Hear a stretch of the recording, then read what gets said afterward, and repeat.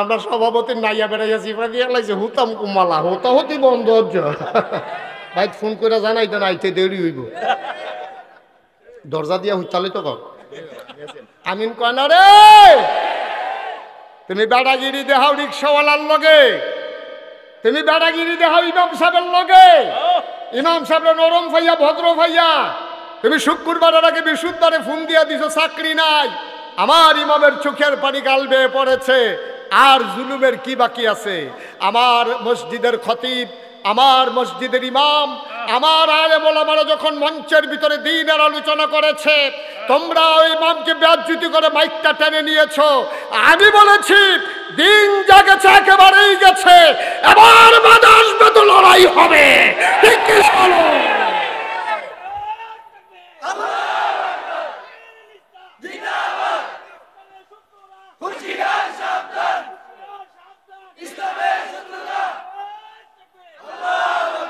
যেই দেশে ৯২% জন লোক মুসলমান যেই দেশে হক্কানি পীর বাসায় এখানে ন্যাংটির বদলে লুঙ্গি পরা শিখিয়েছে হরেরামের জায়গায় কলমা পড়তে শিখিয়েছে শ্রীর জায়গায় মোহাম্মদ লিখতে শিখিয়েছে টিকির বদলে টুপি পড়তে শিখিয়েছে যেই দেশে ফজরের আজান শুনলে মুসলমানের ঘুম ভাঙে এশার নামাজ পড়ে দুরূদ পড়তে পড়তে ঘুমোতে যায় এই দেশে ওলামায়ে কেরাম আর মুসলমানদেরকে নিয়ে টিটকারি মস্কারা মারো মনে রাখবা এই মুসলমান যা ইসলাম দিন টিকাই রাখার জন্য ঈমান বাঁচাই রাখার জন্য আমরা বিশ্বাস করি মামলা হবে হামলা হবে জেল জুলুম নির্যাতন হবে প্রয়োজনে জীবন দেওয়া যাবে ঈমান দেওয়া যাবে না রাজি আছো কিনা হাত তুলে দেখো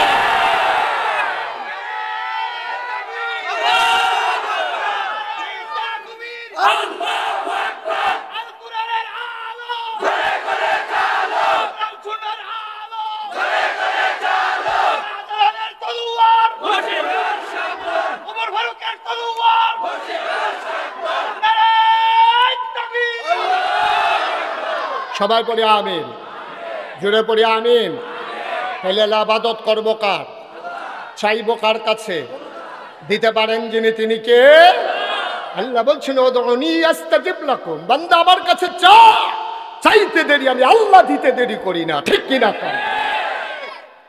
মুসলমান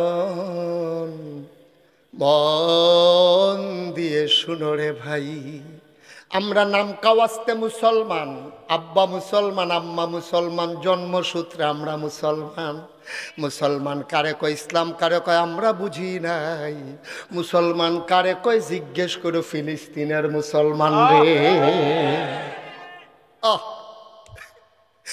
আমরা বুঝি নাই ইসলাম কারে কয় মুসলমান কারে কয় বুঝি নাই ওই কাশ্মীরের মুসলমানকে জিজ্ঞেস করে মুসলমান কারে কয় ওয়াকফ বিল বাতিল করে আমার মসজিদগুলো আর মক্তবগুলোতে আগুন লাগিয়ে দেয়া হচ্ছে ঠিক কিনা পার্শ্ববর্তী ভারতে তোমরা মুসলমানের উপরে কি নির্যাতন করেছো তোমরা তো জানো একদিন এর হিসাব হবে ইনশাআল্লাহ কড়ায় গন্ডায় ঠিক কিনা কর কি অপরাধ তাদের অন্যায়টা কি কাশ্মীরের মুসলমানের কি অপরাধ ফিলিস্তিনের মুসলমানের কি অপরাধ আরাকানের মুসলমানের আমার উখিয়াতে 10 লক্ষাধিক আরাকানের মুসলমান আজকে মানবেতর জীবনযাপন করছে নিজের জমিন থেকে ফিলিস্তিনের মানুষগুলোকে আজকে উৎখাত করে দেওয়া হচ্ছে রক্তে রঞ্জিত হচ্ছে ফিলিস্তিনের দুধু মরুভূমি আমার মা আমার বোন দর্শিতা হচ্ছে সেই কাফের বেদিনদের মাধ্যমে ঠিক কিনা কও আমার ছোট্ট শিশুটা জন্মের আগে জানে না তার কি অপরাধ ছোট্ট শিশুটা যখন তার খেলার বয়স আর ওই বোমার আঘাতে তার দেহটা ছিন্ন ভিন্ন হয়ে গেছে ঠিক কিনা বলো অপরাধটা কি অপরাধ তার আল্লাহ কুরআনুল কারীমে 30 পারায় সূরা বুরুজের দেখি সুন্দর করে ওয়াজ করে দিলেন ওয়ামা নাকামু মিনহুম ইল্লা আইয়ুমিনু বিল্লাহিল আজিজিল হামিদ তোমাদের কোনো অপরাধ নাই তোমাদের অপরাধ একটাই তোমাদের অপরাধ তোমরা এক আল্লাহর উপরে ঈমান এনেছো, ঠিক কিনা? আমাদেরও তো অপরাধ একটাই, একটাই অপরাধ। আমরা আলেমরা কার জমিনের ধান কেটে নিয়ে আসছি, আমরা কার দোকানের সম্পদ লুণ্ঠন করেছি। আমরা ওলামায়ে কেরাম বাংলাদেশে, আমরা তো এত বড় আলেম না, আমাদের বাংলাদেশের যারা আমরা ছোটো ছোটো আলেম, আমরা তো বড় বড় জবরদস্ত সাহাবাদের মতো মর্যাদা আমাদের নাই। তাবিন, তাবে তাবিন, উম্মাহাতুল মুমিনিন, আইম্মে মুজতাহিদিন, আইম্মে শরীয়ত, আইম্মে তরিকত, সালফে সালেহিন, উলামায়ে মুতাকাদ্দিমিন, মুতাআখিরিন, যারা গত হয়ে গেছেন, তাদের তো মর্যাদার কাছেও আমরা নাই। আরে ইমাম আবু হানিফা, সুবহানাল্লাহ বলবেন না? ওনারে আইসা ওনার ভক্ত মুরিদারা জিজ্ঞেস করে, আব্দুল কাদের জিলানী, ওনাকে আইসা ওনার ভক্ত মুরিদারা জিজ্ঞেস করতেছে, হুজুর আপনারা তো আমরা বড় পীর বলি। কয় হ্যাঁ, তোমরা তো আমাকে বড় পীর হিসাবে ডাকো, আমি আব্দুল কাদের জিলানী, আল্লাহর একটা নাখান্দা গোলাপ, তোমরা বড় পীর বলো। আচ্ছা হুজুর, আপনার কাছে আমাদের জানতে মন চায়, একজন ফেরেশতার সাথে আপনার মর্যাদার পার্থক্যটা কেমন? আপনি আব্দুল কাদেরের মর্যাদা বেশি নাকি একজন এই সাহাবার মর্যাদা বেশি? এই কথা যখন জিজ্ঞেস করছে, উনি চোখের পানি ছেড়ে দিচ্ছে। উনি ডাক দেয়া কয়, কিসের সাথে কিসের তুলনা? তোমরা কার সাথে আমার তুলনা দিলা? কই সাহাবা, কই আমি, কিসের সাথে কিসের তুলনা? সাহাবারা যখন যুদ্ধের, খেয়াল করেন চিকন কথা, সাহাবারা যখন যুদ্ধের ময়দানে যেতেন ঘোড়ায় চড়ে, ঘোড়ার খোড়ায় করে যখন বালি উঠত, টকবক টকবক করে ঘোড়া যখন ছেড়ে দিতেন, পায়ের ভিতরে লেগে বালু যখন উঠতে থাকতো, ওই বালু কণার যত দাম, আমি আব্দুল কাদেরের ওই বালু কণার দাম আল্লাহ দেন না।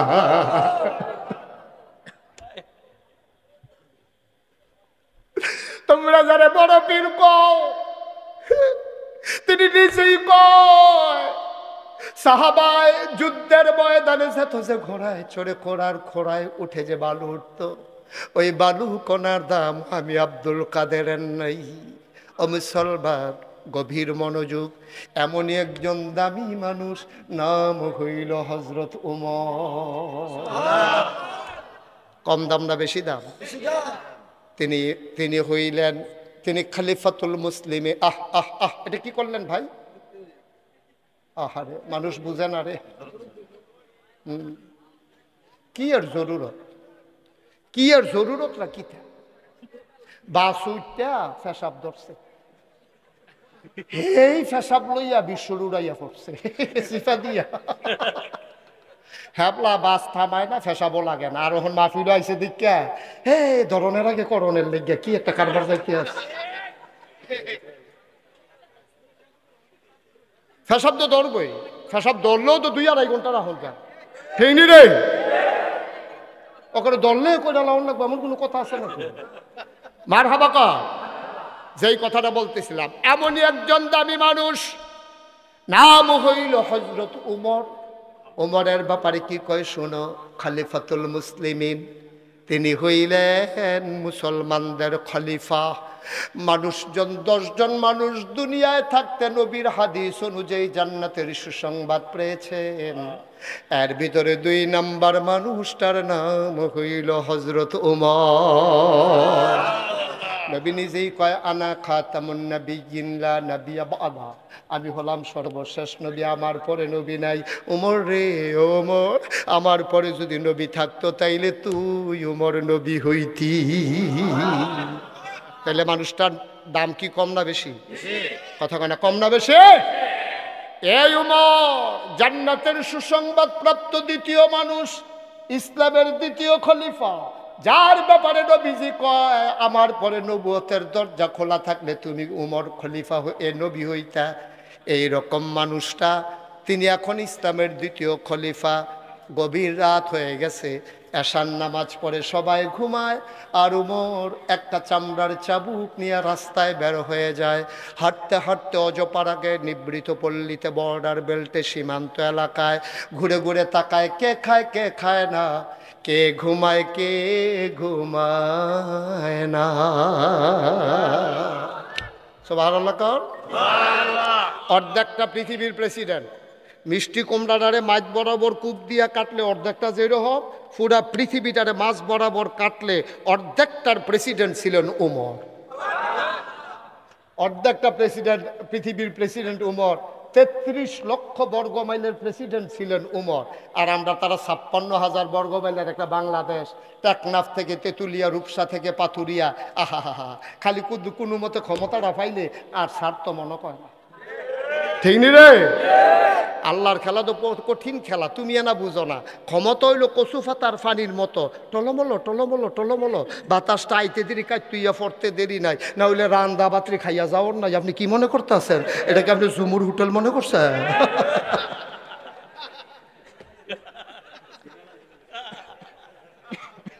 কারবারটা কি জানি।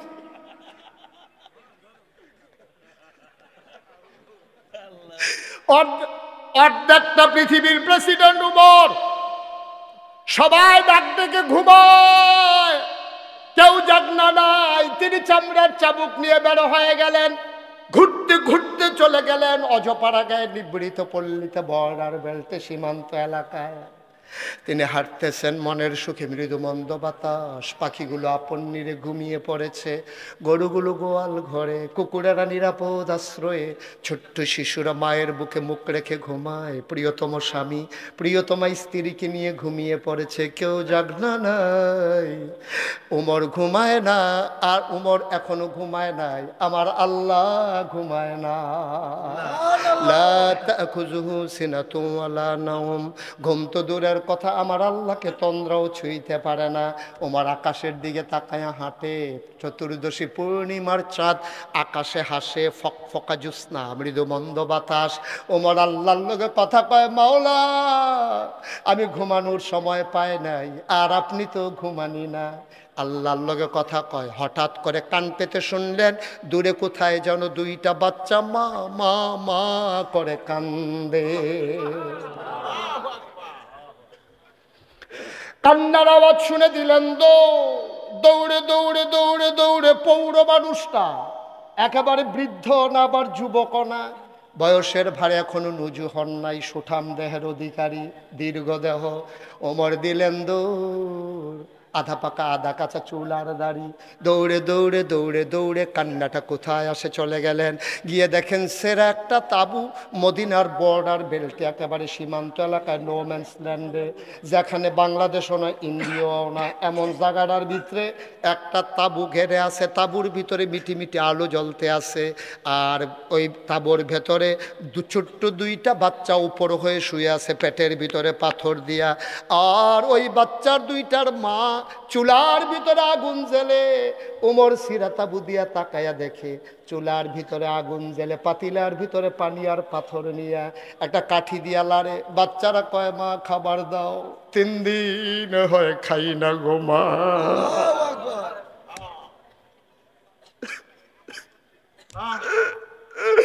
এতদিন কাফেরের দেশে ছিলাম, তুমি বলেছ কাফেরের দেশে খানা নাই, মুসলমানের দেশে কুত্তাও না খাইয়া থাকে না।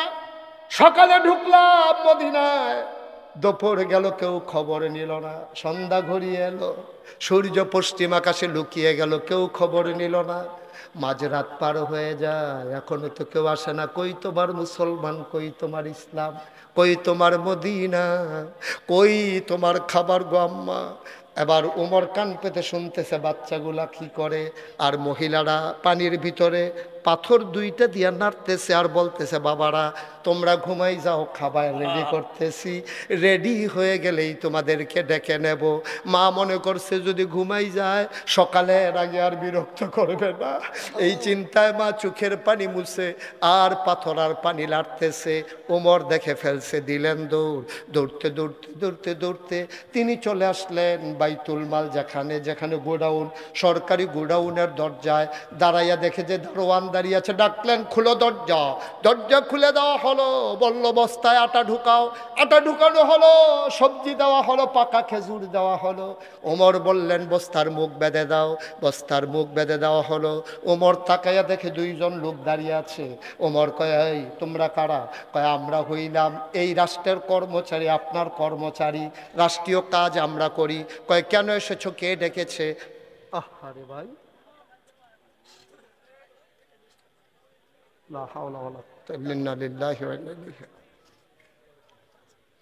তোমরা কেন এসেছো, কে ডেকেছো তোমাদের? কি কেউ ডাকে নাই, আওয়াজ পেয়ে ঘুম ভেঙে গেছে। কয় কেন এসেছো? কয় বস্তা কোথায় নিতে হবে আপনি জান, আমরা পেছনে পেছনে বস্তা নিয়ে আসতেছি। ওমর কয় না, যাও ঘুমাও, তোমরা বস্তা নিতে হবে না। কয় বস্তা নেবে কে? কয় দায়িত্ব আমার, বস্তা থাকবে আমার মাথা। অর্ধ পৃথিবীর প্রেসিডেন্ট, অর্ধেকটা পৃথিবীর প্রেসিডেন্ট, দায়িত্ব আমার, বস্তাও আমার, দুইজন ধরে উঠাই দাও। কর্মচারীরা কয় চাকরি ছেড়ে দেব, রিজাইন দিয়ে দেব, চাকরি করব না। সব যদি আপনি পারেন, আমাদেরকে কেন রাখছেন? আপনি আমাদেরকে বিদায় করে দেন। ওমর বললেন, তাইলে কি তোমরা বস্তা নিতে চাও? কয়টা আমাদের দায়িত্ব। ওমর কয় ঠিক আছে, বস্তা আমি তার মাথায় দেব, তবে একটা শর্ত আছে। কয় কি শর্ত? কয় কিয়ামতের ময়দানে আমারে যখন উঠাবে, আমার একটা গোনার বস্তা হবে। সুবহানাল্লাহ, সুবহানাল্লাহ। জান্নাতের সুসংবাদ প্রাপ্ত মানুষ উমরের চিন্তা কই আর আমাদের চিন্তা কই? উমর কয় কিয়ামতের ময়দানে আমার যখন একটা গোনার বস্তা হবে, সেই দিন আমার গোনার বস্তাটা যে নেবা, আজকে তার মাথায় আমি আটার বস্তা দেব। এখন আর কেউ আগায় না। উমর কয় জানতাম কেউ আগাবে না। গোনার বস্তা নিতে চাও না, আটার বস্তা কেন নিতে চাও? ধরাধরি করে আমার মাথায় উঠাই দাও। দুইজন ধরে উমরের মাথায় আটার বস্তা উঠাই দিল। ফেরেশতারা মাতম শুরু করে দিল, মাওলা এটা তুমি কি মানুষ বানাইছো? এটা তুমি কি মানুষ বানাইছো?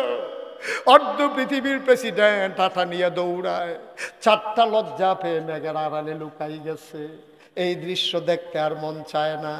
উমর দৌড়ায়, দৌড়াতে দৌড়াতে দৌড়াতে দৌড়াতে তাঁবুর দরজায় গিয়ে দাঁড়ালেন। আসসালামু আলাইকুম। ভেতর থেকে মহিলা কয় ওয়ালাইকুম আসসালাম। আম্মা, ও আম্মা, আম্মা, আম্মা গো, দরজাটা খুলো গো আম্মা। মহিলা মনে করেছে কোনো পথহারা পথিক সাহায্যের জন্য বোধহয় এসেছে। মহিলা ডাক দেয়া কয়, বাবা আমার আম্মা ডাইকো না, আমি মা হওয়ার উপযুক্ত না। আমার জন্ম দেওয়া 2 বাচ্চা 3 দিন ধরে খাবার দিতে পারি না।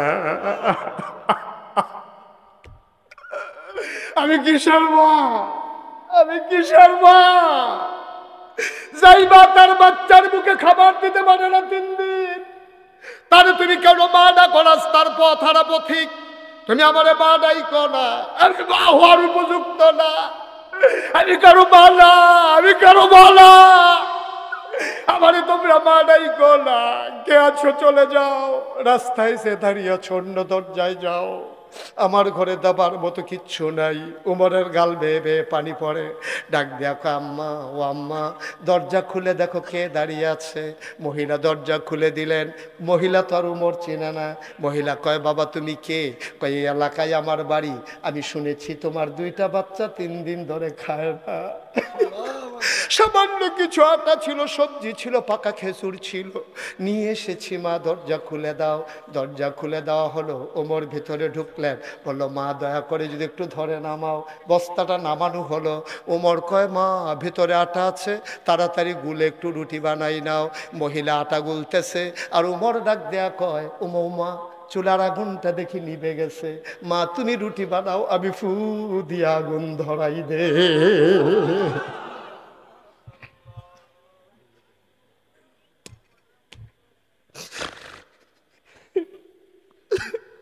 তুমি রুটি বানাও, আমি ফু দিয়ে আগুন ধরাই। মহিলা রুটি বানায়, আর অর্ধ পৃথিবীর প্রেসিডেন্ট উমর ফু দিয়ে আগুন ধরায়। রুটি বানানো হয়ে গেল। ওমরের হাতে দেয়, ভিতরে দিয়া সেঁকতেছে। 2টা রুটি বানানো হয়ে গেল। ওমর ডাক দেখা, আম্মা, আম্মা, আম্মা গো, আমার ভাইয়েরা খায় নাই গো আম্মা, তুমি অনুমতি দিলে ডেকে উঠাই। কহ আমার বাবারা খায় নাই, একটু উঠাও। দুইটা রুটি খাওয়াও। ওমর এবার বাচ্চাদেরকে উঠালেন, খেজুরের বিচিটা ফেলে খেজুরটা রুটির ভিতরে দিয়া ওমর বাচ্চাদের মুখের কাছে নেয়। ওমর কয় আমার লোকমা যায় একটা, মুখ চলে আসে দুইটা। আমি কুকুরকেও খাবার নিয়ে এমনি কাড়াকাড়ি করতে দেখি নাই। আমি লোকমা নেই একটা, মুখ চলে আসে দুইটা। একটা মুখ ধাক্কা দিয়া খাবার দিই, আবার ওই মুখ ধাক্কা দিয়া খাবার দিই। আমি খাওয়াইতেছি আর মহিলাটা রুটি সেঁকতেছে, আর ফাঁকে ফাঁকে মানুষটার দিকে তাকায়। তাকাইয়া দেখে দাড়ি বাইয়া বাইয়া টপ টপ করে পানি পইরা পাঞ্জাবির সামনের অংশ ভিজে গেছে।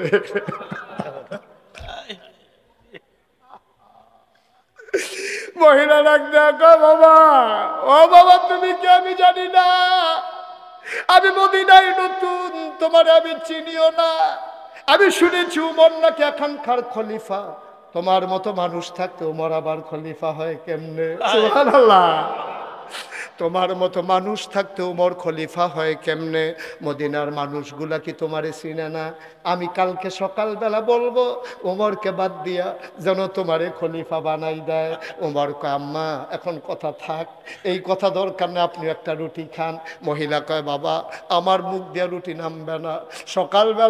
সকালবেলা বাচ্চারা আবার খাবারের জন্য কানবে। আমি বয়স্কা মহিলা, আমার তো খাবারের দরকার নাই, তুমি রেখে দাও রুটি দুইটা, বাচ্চারা সকালে খাবে। উমর ডাক দেয়া কয় মা ও আম্মা, আম্মা গো তুমি আর চিন্তা করো না, আমি যখন এসে পড়ছি সকালের খাবারের চিন্তার তোমার দরকার নাই। উমরের সাথে আমার বড় খাতির গো আম্মা। উমরের সাথে আমার বড় খাতির, আমি যা বলি উমর তাই করে, আমার কথার বাইরে উমর একটা কাজও করে না। আগামীকালকে সকালবেলা মসজিদে নববীতে আসবা ফজরের পরে, সেখানে আসলে উমর থাকবে, আমিও থাকবো, আমরা সবাই মিলে তোমার জন্য মাসিক রেশনের ব্যবস্থা করে দেব। মহিলা ঘুমিয়ে পড়লেন, উমর চলে গেলেন। সারা রাত আর ঘুমাতে পারে নাই। কি দেখলাম কিয়ামতের ময়দানে কেমনে জবাব দেব রে? উমরের চোখে ঘুম আসে না।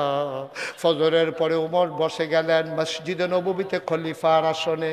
মহিলা দুইটা বাচ্চা নিয়া মসজিদে নববীর দরজায় দাঁড়াইয়া একজন মানুষকে জিজ্ঞেস করে ভাই এই জায়গায় উমর কোনটা? ওই যে লম্বা মানুষটা মাঝে বসে আছে এইটাই উমর। মহিলা তাকাই দেখা আঙ্গুল দিয়া যারে দেখাইছে এই মানুষটা আর কেউ না, রাতের বেলা চুলার ভিতরে ফু দিয়া যে আগুন ধরাইছে।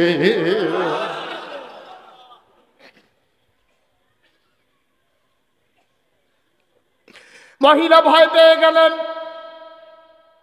মহিলা দিলেন তো আমি উমরকে শোনাই উমরকে গালিগালাজ করছি, আমারে ছাড়বে না, নিশ্চয়ই আমাকে অ্যারেস্ট করে ফেলবে। মহিলা বাচ্চাদেরকে নিয়ে দিলেন, দৌড় উমরের নজরে পড়ে গেল। ওমর লাভ দিয়া মহিলার সামনে এসে দাঁড়াইছে, ডাক দিয়া কয় আম্মা ও আম্মা কই যাও? আম্মা যাও কই? আম্মা কই যাও? কয় তোমারে শোনাইয়া শোনাইয়া রাতের বেলা গালিগালাজ করেছে, আমি তো বুঝি নাই তুমি যে ওমর। কয় আম্মা এটার নাম চামড়ার চাবুক, এটা তুমি হাতে নাও, পিটাইতে যদি মন চায় আমি পাঞ্জাবি খুলে দাঁড়াই, তুমি ইচ্ছা মতো পিটাও। আম্মা গালি যদি আরো 4টা দিতে মন চায় গালি দাও। আম্মা তোমার পায়ে পড়ি, তোমার কাছে মিনতি আমার। আম্মা গালি দিতে মন চাইলে গালি দাও, পিটাইতে মন চাইলে পিটাও। আম্মা গো তোমার কাছে আমার একটা দরখাস্ত আছে, ও আম্মা যা মন চায় দুনিয়ায় করো, কিয়ামতের ময়দানে তুমি আল্লাহর দরবারে আমি উমরকে আসামি বানাইও না।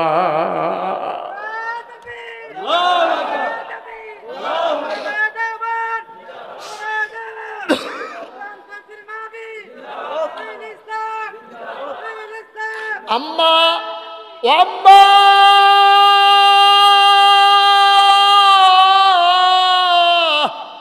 পিটাইতে মন চাইলে দুনিয়ায় পিটাও, গালি দিতে মন চাইলে আরো কয়টা দাও, কিয়ামতের ময়দানে দয়া করে আসামি বানাইও না। আমি এই ভয় আম্মা খলিফা হইতে চাই নাই গো আম্মা, লোকজন জোর করে আমারে খলিফা বানাইছে, আমি না করছিলাম গো আম্মা, আমার খলিফা লাগবে না, আমি বারবার না করেছি। মদিনার মানুষগুলা শুনে না গো আম্মা, আমারে খলিফা বানাই দিছে জোর করে, আমি তো খলিফা হইতে চাই নাই, দয়া করে তুমি কিয়ামতের ময়দানে আমারে আসামি বানাইও না গো আম্মা। এবার মহিলা ডাক দেখ, মহিলাও কান্দে, উমরও কান্দে। ভাই উমর যেমন একজন মানুষ, আমরাও তো মানুষ, আমাদের পাশের ঘরের কত মানুষ না খেয়ে ঘুমায়। আল্লাহর নবী কয়, তুমি যদি একটা রিক্সাওয়ালা গরিব মানুষ হও, কোনো কারণে যদি একটা মুরগি জবে করে থাকো, একটা ফার্মের মুরগা আনছো, তোমার ঘরে 8-10 জন মানুষ, একটা মুরগা তোমার ঘরে হয় না, নবীজি কয় ঝুল একটু বাড়াই দাও, টুকরা 2টা আলুর বাড়াই দাও, গোশত যদি দিতেও না পারো, পাশের ঘরে 2 টুকরা আলু আর একটু ঝুল পাঠাই দাও। আমরা উমরের মতো পারি না, কিন্তু আমার মতো তো আমি পারি, আপনার মতো তো আপনি পারেন, হুজুরের মতো হুজুর পারে। আমি কি 10 টাকা খরচ করার ক্ষমতা নাই? আপনি কি যখন মুরগাটা জব করেন, আপনি পারেন না 2 টুকরা আলু আর একটু ঝুল বাড়াই দিতে? পাশের ঘরের মানুষটা, বাচ্চারা কান্দে, গোশতের সুবাস চলে গেছে পাশের ঘরে, বাচ্চারা কান্দে, আম্মা গোশত খাবো, গোশত খাবো। মা ভিক্ষা করে খায়, গোশত দেবে কোত্থেকে? মা সান্ত্বনা দিছে, সান্ত্বনা মানে না মারছে, কিন্তু তুমি একটু 2 টুকরা আলু আর একটু ঝুল পাঠাই দাও, তাহলে তো তোমার হক আদায় হয়ে যায়। সুবহানাল্লাহ বলবেন না? আমার এই যুবকেরা, কাটানিসারের যুব সংঘ যারা, আমি তাদেরকে বিনয়ের সাথে অনুরোধ করব, তালিকা করে এই কাটানিসার গ্রামে কতগুলো মানুষ অসহায় আছে, কার মেয়ের বিয়ে হয় না, তালিকা করো। কোন বাচ্চাটা মাদ্রাসায় পড়তে পারে না, কাগজের অভাবে, বইয়ের কিতাবের অভাবে, তালিকা করো। পাঞ্জাবি বানাই দাও, কোরআন কিনে দাও, বক্তব্যে পাঠাই দাও। আমার যে অসহায় মা বাবা, এই স্বামী মারা গেছে, মেয়েগুলা নিয়ে আটকে গেছে, বিয়ের ব্যবস্থা করে দাও, তাহলেই আমার যুবকেরা সত্যিকার হক আদায় করতে পারবে। ঠিক কিনা কম? কঠিন না, কঠিন কিচ্ছু না। যুবকের আজকে তালিকা করো, সন্ধ্যার পরে, আজকে আগামীকালকে সকালবেলা তোমরা যখন মাহফিলের পর্যালোচনা বৈঠক করবে, তোমরা একটা তালিকা করো, এই গ্রামে কতটা মানুষ আছে ভিক্ষা করে। আমরা কাটানিসার গ্রামের কোনো মানুষকে ভিক্ষা করতে দেব না, এটা ওন ডিসিশন, এটা আমাদের সিদ্ধান্ত। কাটানিসারের কোনো মানুষকে ভিক্ষা করতে দেব না।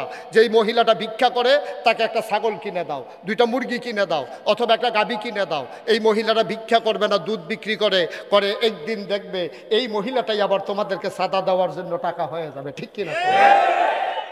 যুবকেরা, রাস্তা সরকার এখান দিয়ে হাঁটবে না।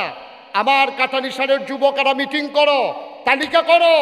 একদিন শুক্রবারে সকাল 9টায় সবাই মিলে কাটানিসার বাজারে কোদাল আর খাড়ি নিয়ে একসাথে হয়ে যাও, যে আমাদের গ্রামের ভিতরে যে ভাঙ্গা রাস্তাটা আছে, আমরা এই পাশগুলো বেঁধে দেব। যারা নদীর এই বাড়ির পানি রাস্তার উপরে ছেড়ে দেয়, তাদেরকে ডাকাইয়া বলে দাও, বাড়ির এই রাস্তার নিচে দিয়ে যেন পাইপ দিয়ে দেয়। বাড়ির পানি নিয়ে রাস্তা ভাঙ্গার অধিকার কারো নাই। ঠিক কিনা? আর আমার দেশে যখন জমিনের কাজ দিয়া রাস্তা যায়, তখন 3 ফার বাইন্দা এটারে পুকুর বানাইয়া চাষ করে। তুমি যদি পুকুর বানাইতেই হয়, রাস্তা তোমার পুকুরের পান না, রাস্তা সরকারি রাস্তা, তুমি আলাদা 2 হাত জায়গা রাস্তার সাথে বেঁধে নাও, গাছ লাগাও। তুমি রাস্তা ভাঙ্গা তোমার মাছের চাষ করার কোনো অধিকার নাই। আমার দেশের মানুষগুলো 3 পারে মাটি দেয়, আর রাস্তার পারে 1 খাড়ি মাটিও দেয় না। ঠিক কিনা কম? সুতরাং এই কাজগুলো আমার যুবকেরা করতে হবে। মসজিদে যাওয়ার সময় আরেকবার গোয়াল গরু তুললা রাস্তার দিকে সানা ছাইরা দিয়া বইয়া রয়েছে, আসেনি রে কারবা? তোমার গরুর সানা যাওয়ানোর লেগে সরকারের রাস্তা বানাইছে। তোমার সেনা তুমি ক্ষেতের দিকে ছাড়ো, না হলে তোমরা ঘরের দিকে ছাড়ো, তুমি রাস্তার দিকে ছেড়া দিছো। আর মসজিদে মুসল্লিরা যাইতো গিয়া ফজরের টাইমে অন্ধকারের ভিতরে মুরব্বী বেড়ায় সেক্টর করে ভাড়া দিয়ে আস। এই আমরা এই সেনা গাও লাগিয়া কি রজু পুরো গুসল ফরজ হইছে। এবার আর যদি কোনো কারণে নামাজ না হয়, এটার জন্য ওই গোয়াল ঘরের মালিক দায়ী। ঠিক কিনা? তুমি গরুর সেনা রাস্তায় ছাড়ছো কেন? আমার যুবকেরা তৈরি হও, এই দেশকে সাজাতে হবে, এই দেশকে রাঙাতে হবে। এই দেশ আমার দেশ, এই দেশ আমাদের দেশ, আমরা এই দেশকে সাজাবো ইনশাআল্লাহ। রাস্তা ভাঙতে দেব না, অসহায় মানুষকে সহার ব্যবস্থা করব, ভিক্ষা করা মানুষকে আমরা ভিক্ষা বন্ধ করে দেব। যেই বাচ্চারা পড়তে পারে না, এতিম বাচ্চা, তার লেখাপড়ার দায়িত্ব নেবে। এইরকম যারা বড় লোক আছেন গ্রামে, আপনি 5 জন মানুষের দায়িত্ব নেন। আমার যদি আরো 5টা ছেলে থাকতো, আমি তো ঠিকই লেখাপড়া করাইতাম। আল্লাহ আমারে সম্পদ দিছ, আমি 5 জন এতিমের দায়িত্ব নিলাম। সে মানুষগুলা কোন? আমরা আসলাম দুনিয়া খাইতাম, খাইয়া তুষ কইরালা হোক ইন্ডিপেন্ডেন্ট লিগে বিস্কুট আইছে, হ্যাঁ বিস্কুট নাম পড়ছে আর মানে খাইয়া বইয়া দিচ্ছে। দুম্বার গুস্ত আইছে এতিমের লাগিয়া, হেই দুম্বার গুস্ত চেয়ারম্যান মেম্বার এমপি মন্ত্রী ভাগ করে নিয়া চর্বিওয়ালা গুস্ত খাইতে আছে।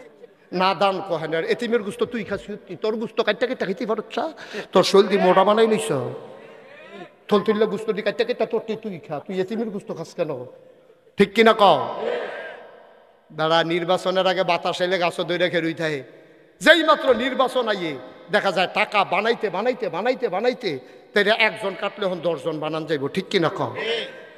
কয় টাকা বেতন পায় একজন মন্ত্রী, কয় টাকা বেতন পায় একজন এমপি, কয় টাকা বেতন পায়? মালয়েশিয়ায় বাড়ি হয় কেমনে? 1000 কোটি টাকা তুমি পাচার করো কেমনে? কানাডায় বেগম পাড়ায় তোমার সেকেন্ড হোম করো, আরামের হারামে আরাম নাই। ঠিক কিনা কও? হারামে কয় না তো, হারামে আসলে কি আছে? এই যে টেহা বানাইছো ওখানে এক গুণ, তার বউ এক গুণ, সুইটা সুইটা আরেক গুণ, টেহা ফুটা রয়েছে আরেক খানো, সরকারে বিল আবার সেই টেহা লই আইব, খাইছে দর। ঠিক কিনা কও? এর চেয়ে অনেক ভালো আমার রিক্সাওয়ালা, এর চেয়ে আমার অনেক ভালো মুয়াজ্জিন, এর চাইতে আমার অনেক ভালো ইমাম। 5000 টাকা বেতন পায়, 5-6 জন সুইটা সাইটা লইয়া বউ বাচ্চা লইয়া কি আরামে সংসার করতে আছে। হুতলে মনে হয় যেন সেলু মেশিনটা হুজুরে স্টার্ট দিয়া লাইছে, ঘুম জইতাছে রে গড়গড়ি গড়গড়ি দিয়া। আমার রিক্সাওয়ালা অনেক বালা, তুমি কোটি কোটি টাকা কামাইছো, ঘুমায় না তো তোমার, তোমার ইঞ্জেকশন দিয়ে বেড়ায় ঘুম ফাতান যায় না। তুমি কম করছো, তুমি টেলিভিশনটারে তুমি দপটাই লইছো, মাইয়ার এবার এই লইয়া ফুটে যে গেতা লইসলা, আর তুমি যখন কলা পাতা তুইতা রইছো, যেই মায়া লাগছে আমার।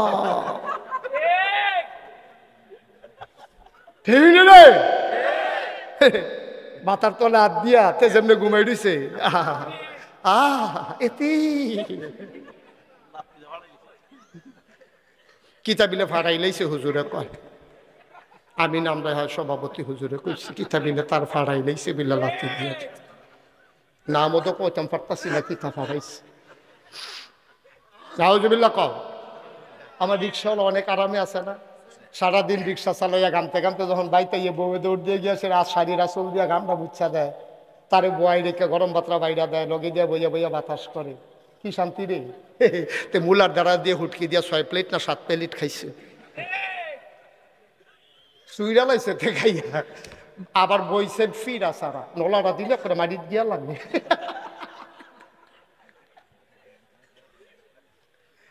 খাইয়া তুষ করে লাইছে, শরীরটা ভালো লাগিয়ে উঠতে লাইছে, তার বউ যখন লোকে দিয়ে বইয়ে বইয়ে বাতাস করতে আছে, তেজে ঘুমাইতে আছে, এই তার ঘুম থেকে এবিডির বেড়াইয়া ঘুমে দৌড়ে গেছে গা, অনেক শান্তি। হারামে হালালের ভিতরে আরাম, ওই রিক্সাওয়ালার কামাই হলো হালাল, প্রতিটা টাকার ভিতরে তার রক্ত লেগে আছে। ঠিক কিনা কও? প্রতিটা টাকার ভিতরে তার রক্ত লেগে আছে। হুজুরকে নিয়ে আসেন, প্রতিটা টাকার ভিতরে তার রক্ত লেগে আছে। সুতরাং আমার কাটানিশানের মুসলমান মনে রাখবো, মুস্তাক ফৈজি যদি আর কোনোদিন না আসে, তোমাদেরকে কোনোদিন যদি না ডাকে, মনে রাখবো আমি এসেছিলাম, কথা কয়টা বলে গেলাম, অক্ষরে অক্ষরে পালন করে চলবা যদি জান্নাতে যেতে চাও। ঠিক কিনা কও? এমন একটা জিন্দেগি করো, এমন একটা জিন্দেগি করো, একদিন যখন তুমি মরে যাবা, মসজিদের মিনার থেকে ঘোষণা আসবে, কাটানিশার নিবাসী জনাব মোহাম্মদ এ আব্দুল করিম দুনিয়া থেকে বিদায় হয়েছে, আব্দুল মালেক সাহেব দুনিয়াতে নাই রে। মসজিদের মাইকে ঘোষণা দিছে আব্দুল মালেক ইন্তেকাল করছে, হাজার হাজার মানুষ দৌড়াইয়া ওনাকে দেখার জন্য আসছে। এমন একটা জিন্দেগি করো, তুমি যখন মরে যাবা, তোমার যখন সবাই মিলে কাফন পরিয়ে দাফন করে দেবে মাটির কবরে, সবাই দেখুক মাটির কবর, তুমি যেন কবরে গিয়া দেখো মাটির কবর মাটি নাই, মাটির কবর জান্নাতের টুকরা হয়ে গেছে। এমন একটা জিন্দেগি আমরা চাই নাকি চাই না? এমন একটা জিন্দেগি আমরা চাই নাকি চাই না? ভাই অন্তত নামাজ রোজা, আমি সব জায়গার ভিতরে কই, নামাজের লাগিয়া বাংলাদেশের মুসলমান বেশি আটকাইতো না, রোজার লাগিয়েও বেশি আটকাইতো না। কারণ আপনি এক ওয়াক্ত নামাজ পড়ছেন না, মনে করেন আজ ফজরের নামাজ পড়ছেন না, অনেকে আসেন না, এরকম নাম কইয়েন না, থাকুন না, আসেন তো, হ্যাঁ আসেন। অনেকে আছেন মনে করেন এশার নামাজ পড়ছেন না, ফজরের নামাজ পড়তেন না, নিয়ত করে ভাগিয়ে উঠতে আসেন, জুহরের টাইমে মন ডক করে নরম হয়ে গেছে, আরে ফজরও পড়লাম না, এশাও পড়লাম না, আল্লাহ কই একটা ডাক দিয়া বড়বড়াইয়া চোখের পানি সাইডা দিছেন। আল্লাহ ডাক দিয়া কয় তার নাম লেখ জান্নাতি। সুবহানাল্লাহ কোন কোন ফেরেশতারা কয় আল্লাহ তে নামাজ পড়ছ না তো 2 ওয়াক্ত। কত বড় জিজ্ঞাসি তোরে জিজ্ঞাসি আমি নামাজ পড়ছ আমি জানি না। তে গোনা করলে কি তা করছে? তে নইলে ফাহার পরিমাণ গোনা করছে, তে কি খুন করছে, তে কি মার্ডার করছে, ছোটখাটো 2-3টা গোনা না হইলে করছে আর কি। আমি আল্লাহর লেগে দো রহমানের লেগে দো রাহি। তে জুহরের টাইমে কি ডাকটা দিছে, কি কান্দাটা কাঁদছে, তুই টার ফেসত কিচ্ছু। আল্লাহর নবী কয় যখন মানুষ আল্লাহ কইয়া ডাক দিয়া মাছির মাথার পরিমাণ একটা ফোঁটা চোখের পানি নাকের মাঝামাঝি চলে আসে, এই গাল বাইয়া গড়াইয়া পড়ার আগে তার জীবনের গুনাহগুলো আল্লাহ মাফ করে দেয়। সবাই পড়ে না আমিন। সুতরাং আমরা এমন একটা জিন্দেগি চাই নাকি চাই না? সবাই চাই। আল্লাহ যেন হেফাজত করে, সবাই পড়ে আমিন। আজকের মাহফিলের প্রধান বক্তা, প্রধান আলোচক, আমি এই সহে কম দেখি মাহফিলের ভিতরে এটা ফরনের সময় নেই, তা হালাই রেহা না হয়। আয় আরে সমস্যা কি তো বস। মনে করছে ফর আইসে দেখে হুজুর বেটা হুজুর চিনস মারহাবা বলো। আমার ভাই, আমার প্রিয় ভাই, আমার দিনী ভাই, অভিন্ন হৃদয়াংশ, আমার কলিজার ভাই, যার কথাগুলো আমি মন্ত্রমুগ্ধের মতো শুনি গাড়িতে যখন অবসর থাকি। তার হৃদয়ের উদারতা, তার হৃদয়ের বিশালতা আমাকে অভিভূত করে, আমাকে মুগ্ধ করে। আমি প্লিজড হয়ে যাই এমন একজন বক্তা যিনি সকল ঘরানার ওলামায়ে কেরামের ঐক্য দেখতে দিবানিশি কাজ করে যাচ্ছেন। আমার প্রিয় ভাই, আমার অত্যন্ত কাছের মানুষ আল্লামা শেখ আলী হাসান ওসামা, আমার ভাই অনেক কষ্ট করে এসেছেন, জ্যামে পড়ে গেছেন, রওনা দিয়েছেন সেই কখন, আসতে আসতে ভাইয়ের দেরি হয়ে গেছে। এজন্য আমি বলেছি ঠিক আছে আগের সময়টা আমি কাজে লাগাই দেই। আমার ভাই এসে সবাইকে মজার কথা শোনাবে ইনশাআল্লাহ।